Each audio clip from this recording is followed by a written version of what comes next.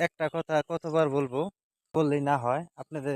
এই কারণে আজকে একটা ভিডিও তুলে ধরবো, তাই নিয়ে আসলাম।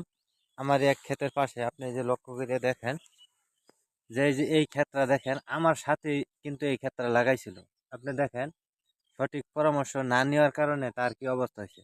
আর আপনাদের তার পাশে এই যে আমার ক্ষেতটা দেখাইতেছি, এই যে দেখেন, এটা কিন্তু আমি নিজে লাগাইছি। এই যে দেখেন, আপনি এই ক্ষেতটা দেখেন, আর এই যে পাশে আপনারা দেখতেছেন এই ক্ষেতটা দেখেন, যে আসলে কতটুকু পার্থক্য। যদি সঠিকভাবে পরামর্শ না নিয়ে কাজ করেন, তাহলে কিন্তু আপনাদেরও এই অবস্থাই হবে। তাই আমি বলি যে আসলে সঠিক পরামর্শ নিয়ে কাজ করেন। আর সঠিক পরামর্শ নিয়ে যদি কাজ করেন, তাহলে কিন্তু আপনাদের ফলন অবশ্যই ভালো হবে। আপনারা যদি লক্ষ্য করে দেখেন, দেখেন এই যে কিরকম চকচকা ধান।